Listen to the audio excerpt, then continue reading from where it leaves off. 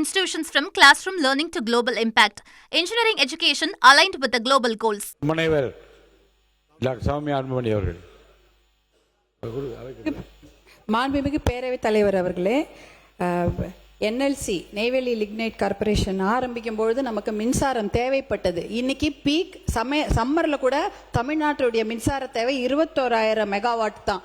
ஆனால் தமிழ்நாட்டுடைய அரசாங்கத்துடைய இப்போ மின்சாரம் தனியார் மற்றும் அரசு துறையில் 36,000 மெகாவாட்டு அதிகமாக இருக்கிறது. மின்மிகை மாநிலமாக ஆகிவிட்டோம். இனிமேல் என்எல்சியோட அதில் பங்கு பார்த்தீங்கன்னா 2,000 மெகாவாட் மட்டும்தான்.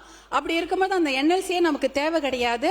நீங்கள் மாண்புமிகு அமைச்சர் அவர்கள் சொன்னது போல இந்த என்எல்சி 1300 கோடி கிட்ட அவங்களுடைய வருமானம் வருது. அந்த அவங்க சிஎஸ்ஆர் ஃபண்டெல்லாம் ஒரிசா, மத்திய பிரதேஷ், அந்த மாதிரி உத்தரப்பிரதேஷ் அங்கெல்லாம் தான் அவங்க அதை டெவலப் பண்ண வச்சுக்கிறாங்க.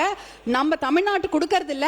அவங்க சிஎஸ்ஆர் ஃபண்ட் வச்சு நமக்கு தடுப்பணைகள் கட்டி கொடுக்க சொல்லுங்க, இல்ல நெல் அந்த கோடவுன் கட்டி கொடுக்க சொல்லுங்க. நம்ம கிட்ட காசு இல்ல, நிதி நிலைமை நெருக்கடின்னு சொல்ற அந்த சிஎஸ்ஆர் ஃபண்ட்ல எல்லா மாவட்டத்துக்கும் அவங்க கட்டி கொடுக்கணும் தடுப்பணைகள். அதை அவர்களிடம் நீங்கள் கண்டிப்பா கேட்க வேண்டும். அதே போல 40,000 ஏக்கரை அவங்க அழிச்சிட்டு தான் ஒரு அப்படியே நைட்டோட நைட்டா மக்கள் எல்லாம் கொண்டு போய் விஜய மாநகரன்ற ஊர்ல கொண்டு போய் தங்கிட்டாங்க. மூட்டை முடிச்சோட ஒரு வெளியூர்ல அகதிகளா போய் சேர்ந்துட்டாங்க. அவங்களுக்கு எந்த ஒரு அவ்வளவு பெரிய பிரச்சனை. இன்னும் 60,000 ஏக்கர் எடுக்கிறதுக்கு தயாரா இருக்கிறாங்க. அதுக்கு பயங்கர முனைப்பா அவங்க செயல்பட்டாங்க. அது சமயம் பாட்டாளி மக்கள் கட்சி தலைவர் மருத்துவர் அன்புமணி அவர்கள் எத்தனையோ பேரோட போய் நெய்வேலி லிக்னைட் கார்பரேஷன் என்எல்சிக்கு போட்டு போடும் போராட்டத்தை செஞ்சாங்க. அப்ப வஜ்ரா வாகனத்தை கொண்டு வந்து அந்த போராட்டம் அடக்கப்பட்ட முயற்சி நடந்தது. அதையெல்லாம் மீறி எல்லா பெரிய போராட்டம் நடந்தது.